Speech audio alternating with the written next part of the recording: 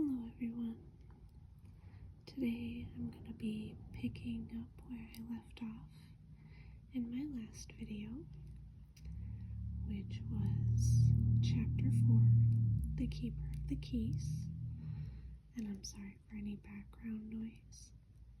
At the time of my recording this, it is only like 8 o'clock at night on a Friday, so I'm sure there's going to be quite a bit of traffic. The Keeper of the Keys. Boom. They knocked again. Dudley jerked awake. "Where's the cannon?" he said stupidly. There was a crash behind them, and Uncle Vernon came skidding into the room. He was holding a rifle in his hands. Now they knew what had been in the long, thin package he had brought with them. "Who's there?" he shouted. "I warn you, I'm armed." There was a pause. Then, smash. The door was hit with such a force that it swung clean off its hinges and with a deafening crash landed flat on the floor. A giant of a man was standing in the doorway.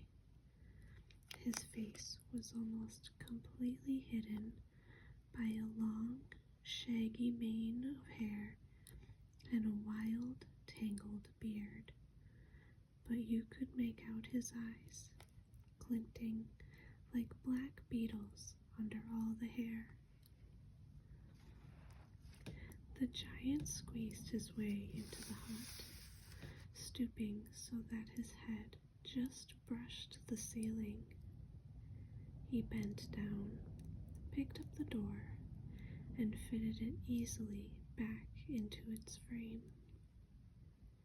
The noise of the storm outside dropped a little. He turned to look at them all. "Couldn't make us a cup of tea, could ya? It's not been an easy journey." He strode over to the sofa where Dudley sat frozen with fear. "Budge up, you great lump," said the stranger. Dudley squeaked and ran to hide behind his mother, who was crouching, terrified, behind Uncle Vernon. "And here's Harry," said the giant. Harry looked up into the fierce, wild, shadowy face and saw that the beetle eyes were crinkled in a smile. "Last time I saw you, you was only a baby," said the giant. "You look a lot like your dad, but you've got your mom's eyes." Uncle Vernon made a funny rasping noise. "I demand that you leave at once, sir," he said. "You are breaking and entering." "Ah, shut up, Dursley, you great prune," said the giant. He reached over the back of the sofa, jerked the gun out of Uncle Vernon's hands, bent it into a knot as easily as if it had been made of rubber, and threw it into a corner of the room. Uncle Vernon made another funny sound or noise, like a mouse being trodden on. "Anyway, Harry," said the giant, turning his back on the Dursleys, "a very happy birthday to you. Got summit for you here. I might have sat on it at some point, but it'll taste all right." From an inside pocket of his black overcoat, he pulled a slightly squashed box. Harry opened it with trembling fingers. Inside was a large, sticky chocolate cake with "Happy Birthday, Harry" written on it in green icing. Harry looked up at the giant. He meant to say thank you, but the words got lost on the way to his mouth, and what he said instead was, "Who are you?" The giant chuckled. "True, I haven't introduced myself. Rubeus Hagrid, keeper of keys and grounds at Hogwarts."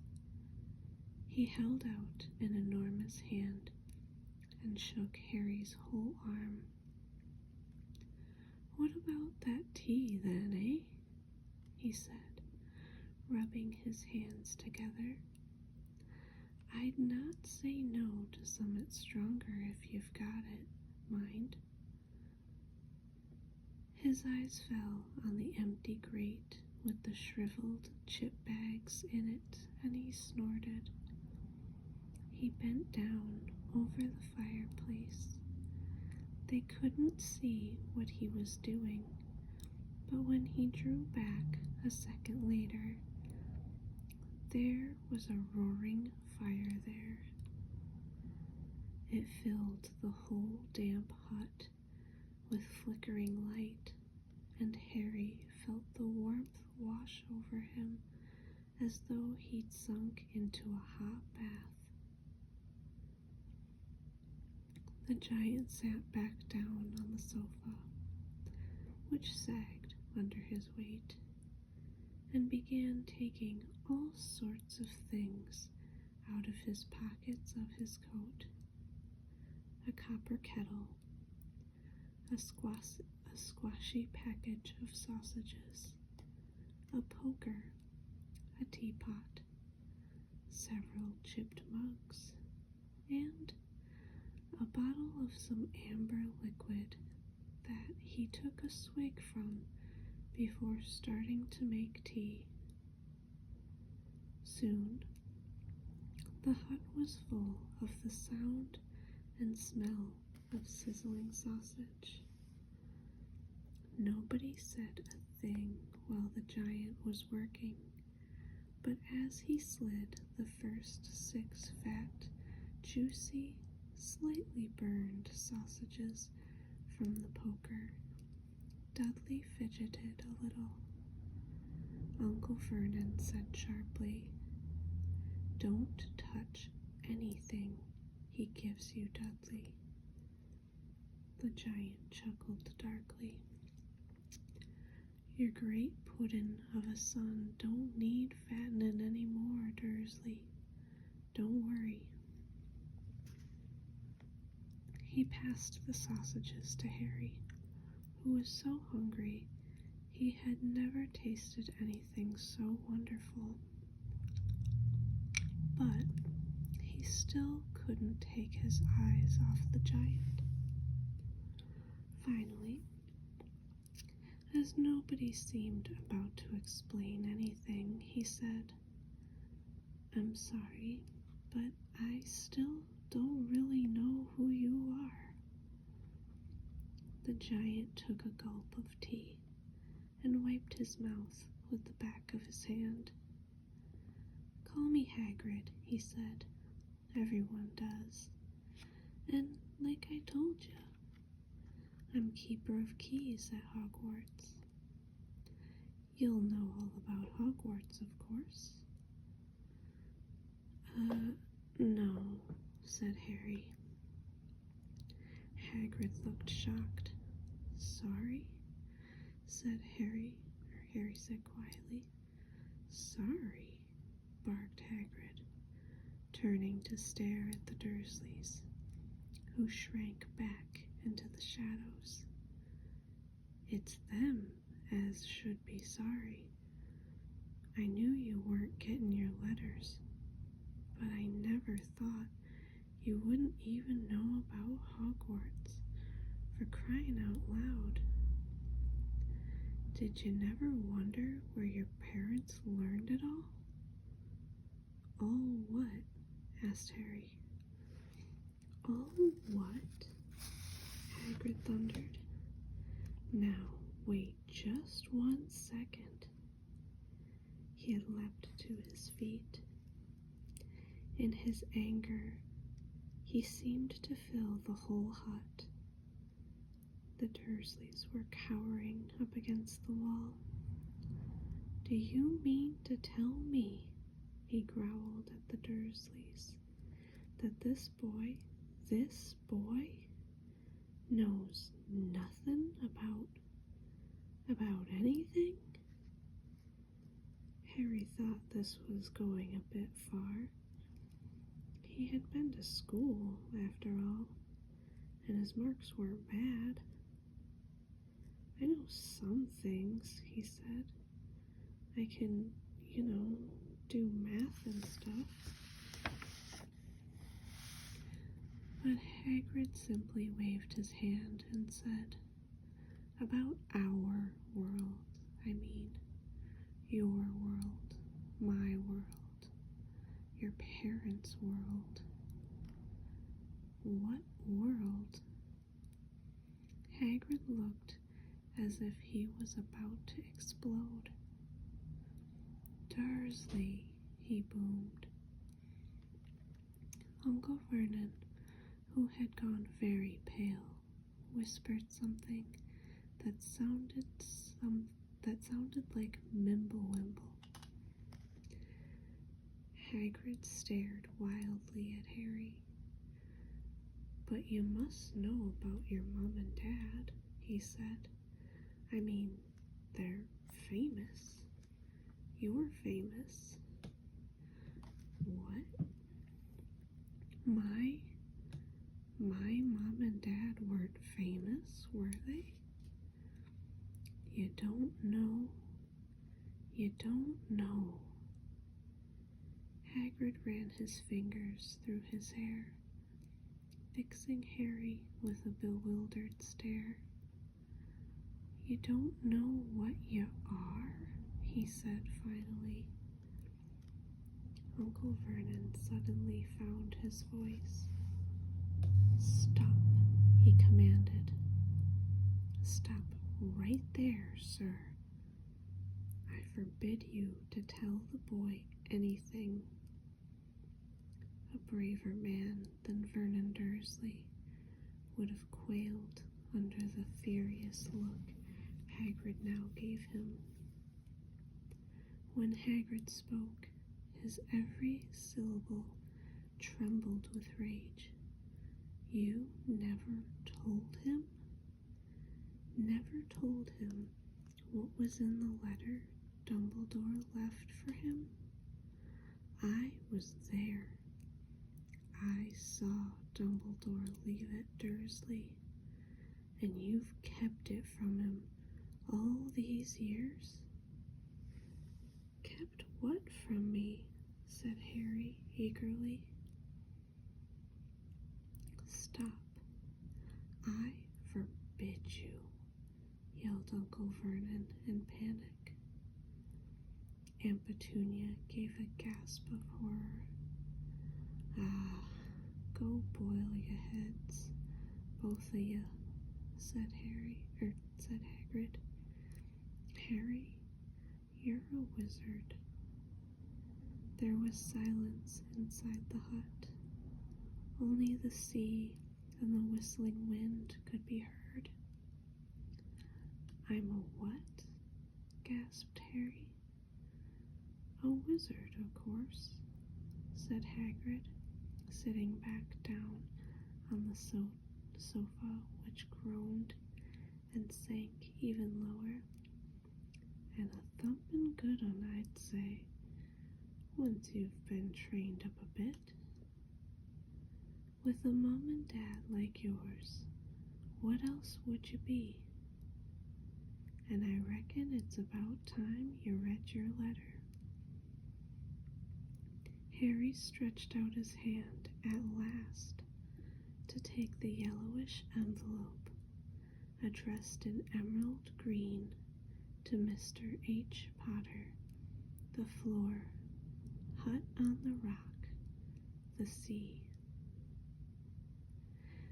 He pulled out the letter and read, Hogwarts School of Witchcraft and Wizardry, Headmaster Albus Dumbledore, Order of Merlin, First Class, Grand Sorcerer, Chief Warlock, Supreme Mugwump, International Confederation of Wizards. Dear Mr. Potter, we are pleased to inform you that you have been accepted at Hogwarts School of Witchcraft and Wizardry. Please find enclosed a list of all necessary books and equipment. Term begins on September 1st. We await your owl by no later than July 31st. Yours sincerely, Minerva McGonagall, Deputy Headmistress.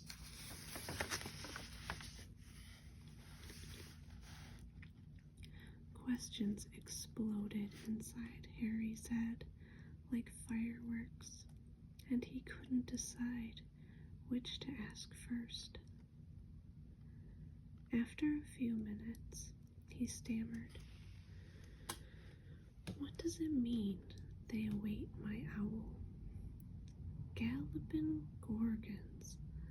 That reminds me, said Hagrid, clapping a hand to his forehead with enough force to knock over a cart horse, and from yet another pocket inside his overcoat he pulled an owl, a real, live, rather ruffled-looking owl, a long quill, and a roll of parchment. With his tongue between his teeth, he scribbled a note that Harry could read upside down.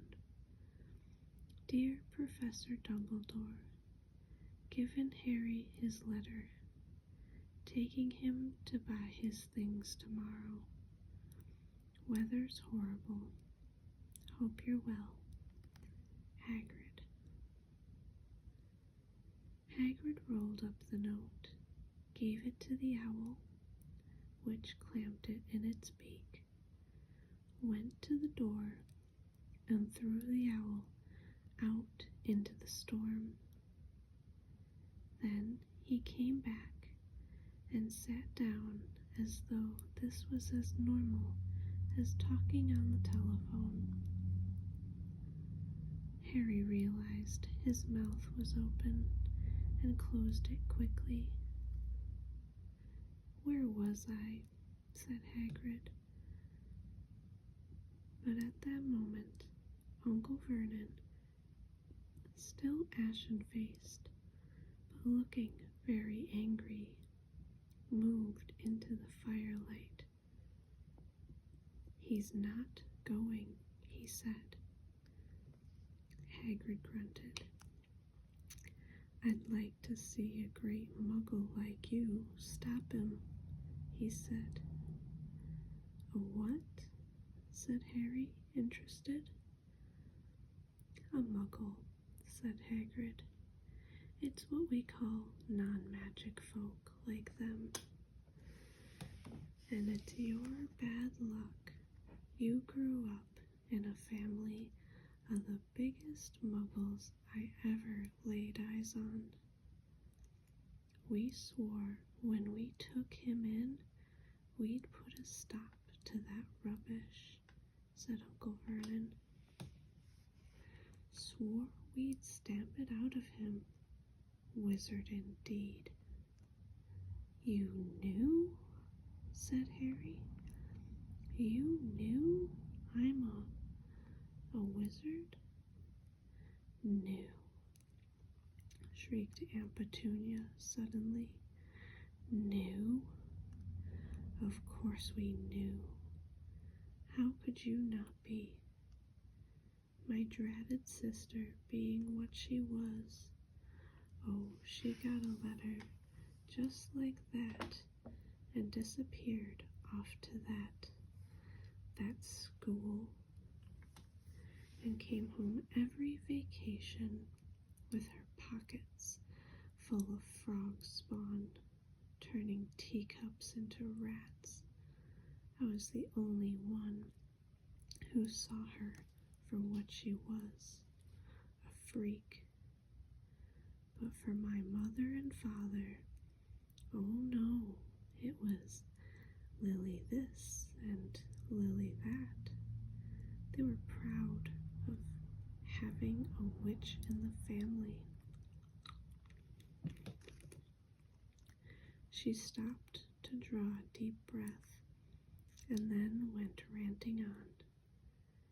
It seemed like she had been wanting to say all this for years. Then she met that Potter at school, and they left and got married and had you. And of course, I knew you'd be just the same, just as strange, just as abnormal. And then, if you please, she went and got herself blown up, and we got landed with you.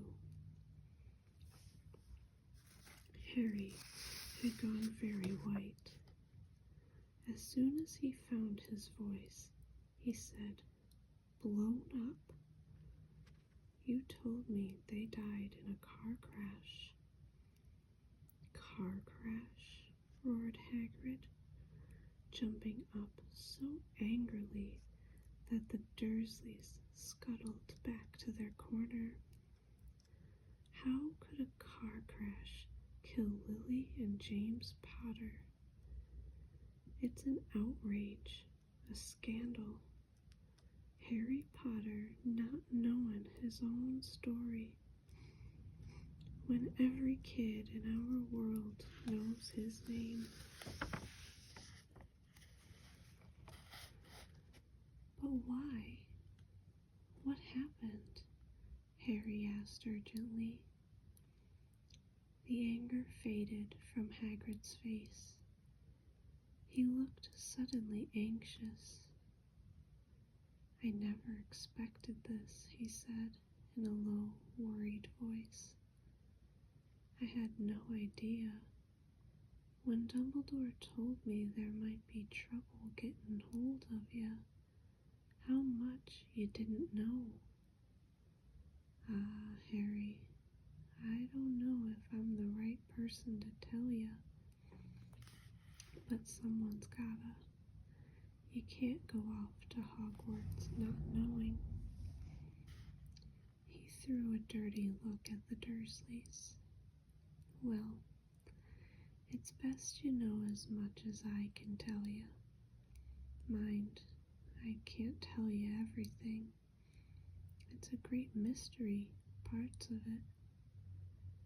He sat down, stared into the fire for a few seconds, and then said, "It begins, I suppose, with a person called, but it's incredible you don't know his name.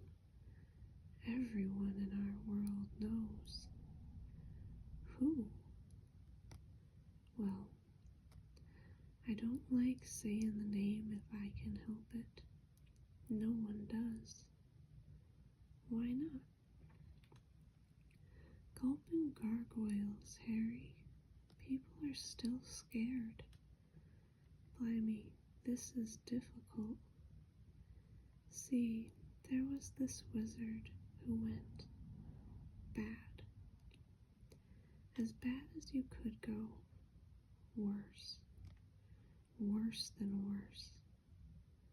His name was—" Hagrid gulped, but no words came out.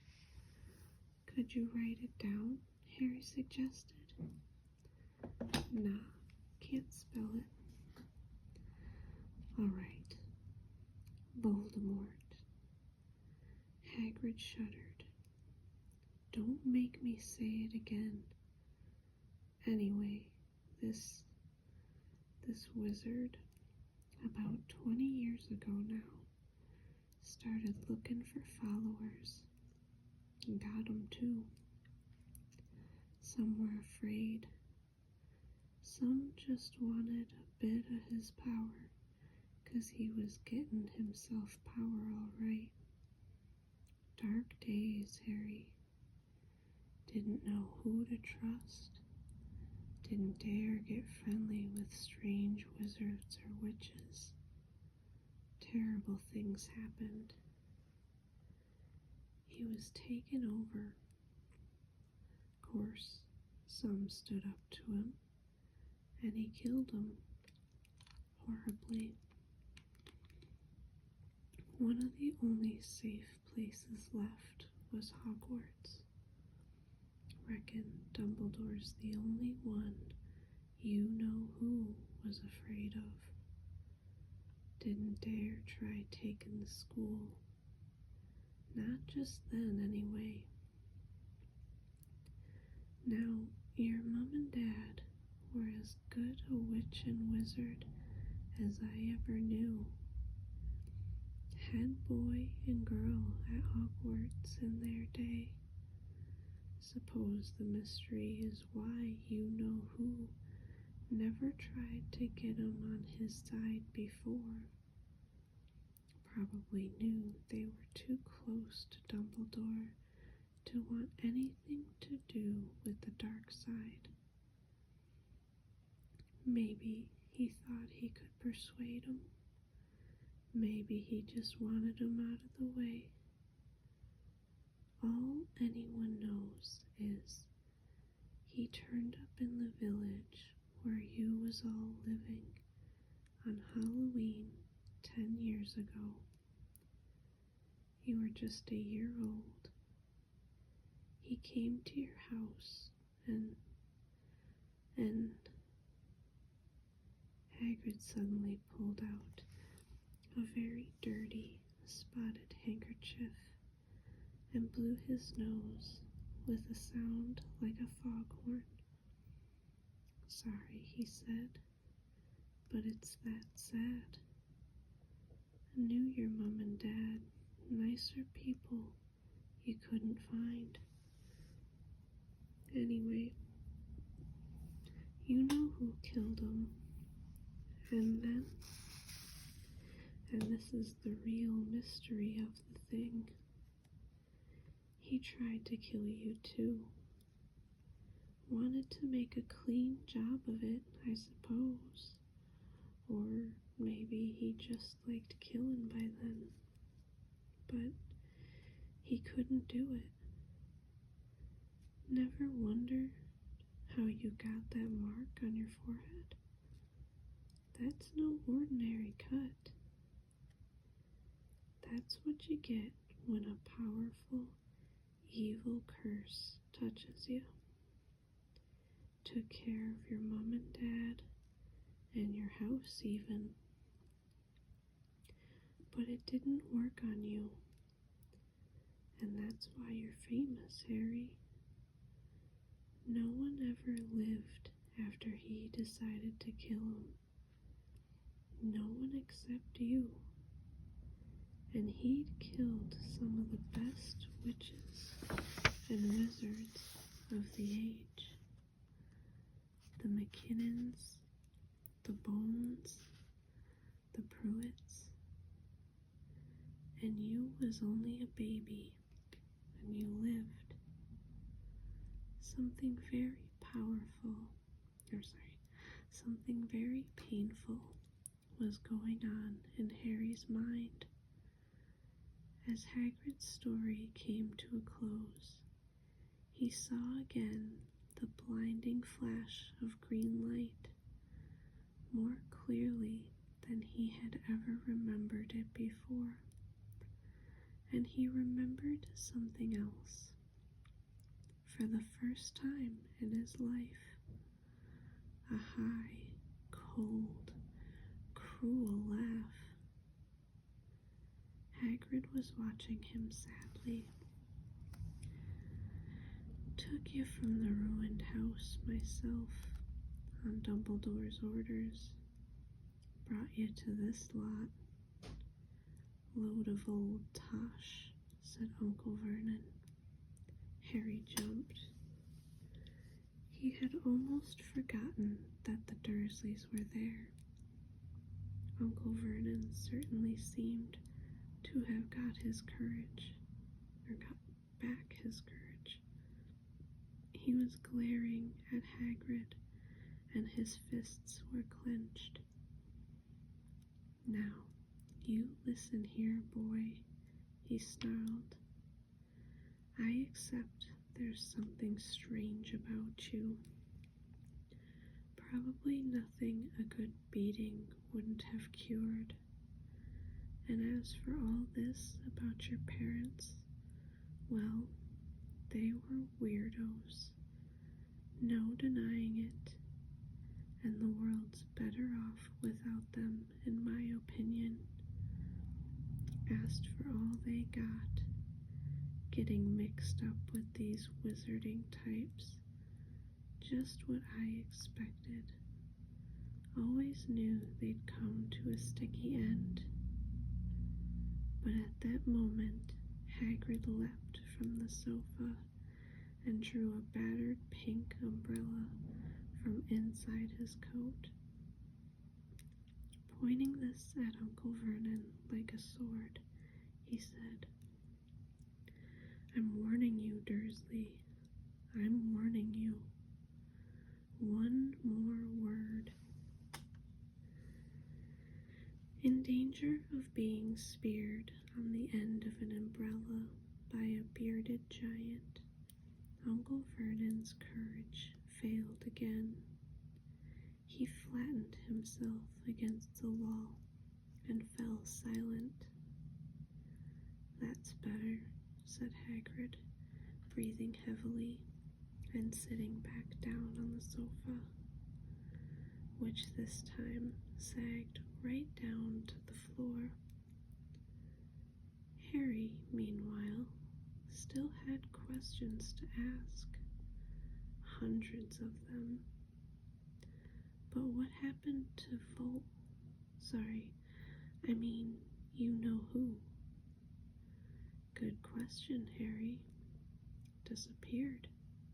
Vanished. Same night he tried to kill you. Makes you even more famous. That's the biggest mystery, see? He was getting more and more powerful. Why'd he go? Some say he died. Codswallop, in my opinion. Don't know if he had enough human left in him to die. Some say he's still out there, biding his time,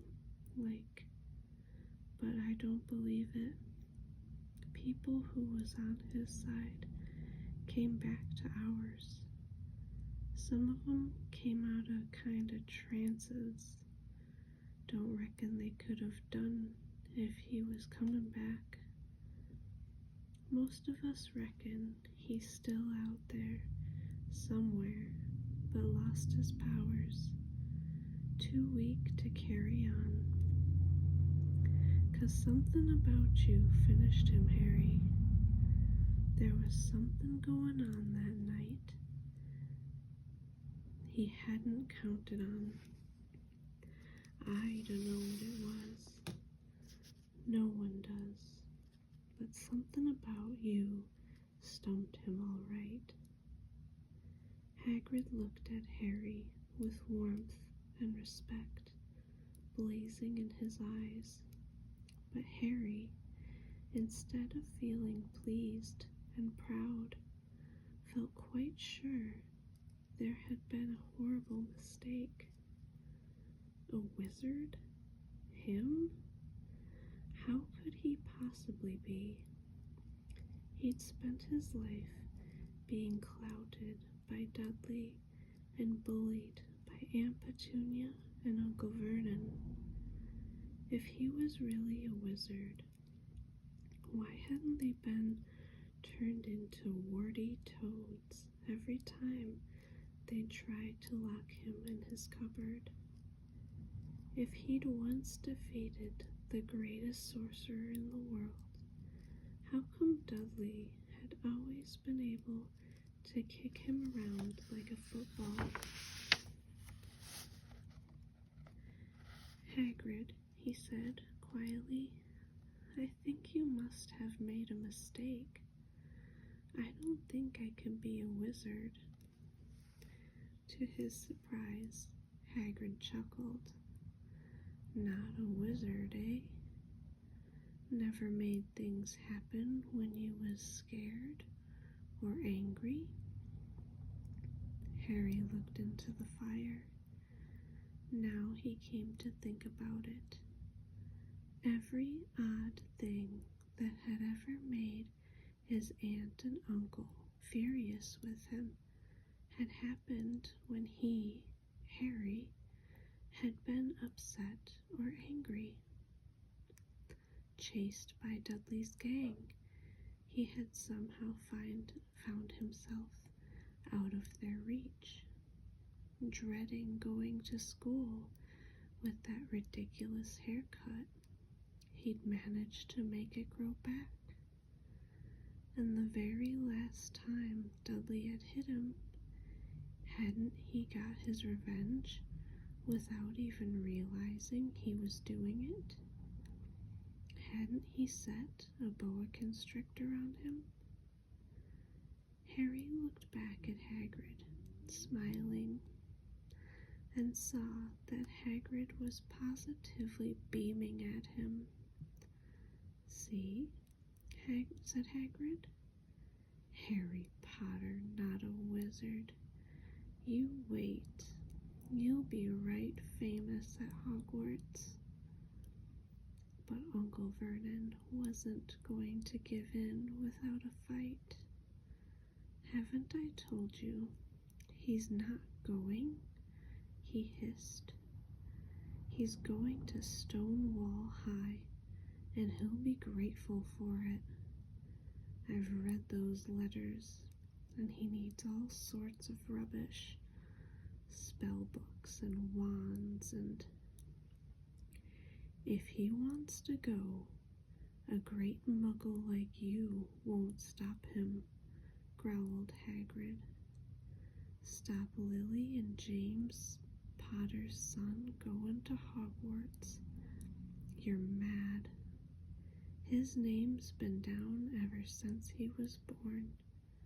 He's off to the finest school of witchcraft and wizardry in the world. 7 years there, and he won't know himself. He'll be with youngsters of his own sort for a change, and he'll be under the greatest headmaster Hogwarts ever had, Albus Dumbledore. I am not paying for some crackpot old fool to teach him magic tricks, yelled Uncle Vernon. But he had finally gone too far. Hagrid seized his umbrella and whirled it over his head. Never, he thundered, insult Albus Dumbledore in front of me. He brought the umbrella swishing down through the air to point at Dudley. There was a flash of violet light, a sound like a firecracker, a sharp squeal, and the next second, Dudley was dancing on the spot, with his hands clasped over his fat bottom, howling in pain. When he turned his back on them, Harry saw a curly pig's tail poking through a hole in his trousers. Uncle Vernon roared, pulling Aunt Petunia and Dudley into the other room. He cast one last terrified look at Hagrid and slammed the door behind them. Hagrid looked down at his umbrella and stroked his beard. "Shouldn't have lost me temper," he said ruefully, "but it didn't work anyway. Meant to turn him into a pig, but I suppose he was so much like a pig anyway, there wasn't much left to do." He cast a sideways look at Harry under his bushy eyebrows. "Be grateful if you didn't mention that to anyone at Hogwarts," he said.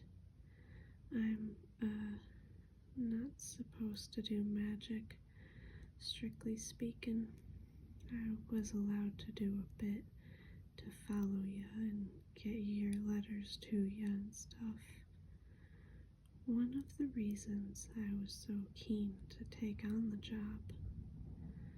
"Why aren't you supposed to do magic?" asked Harry. "Oh, well, I was at Hogwarts myself, but I got expelled, to tell you the truth. In me 3rd year, they snapped me wand in half and everything. But Dumbledore lets me stay on as a gamekeeper. Great man, Dumbledore." "Why were you expelled?" "It's getting late, and we've got lots to do tomorrow," said Hagrid loudly. "Gotta get up to town, get all your books and that."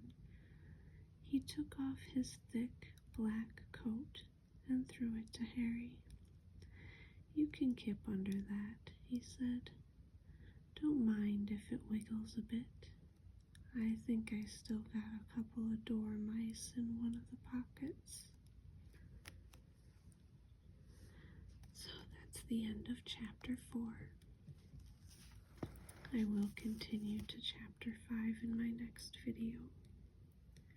But I hope you guys enjoyed it. I hope you guys have a good night and sweet dreams. And I hope to see you in the next video. Bye guys.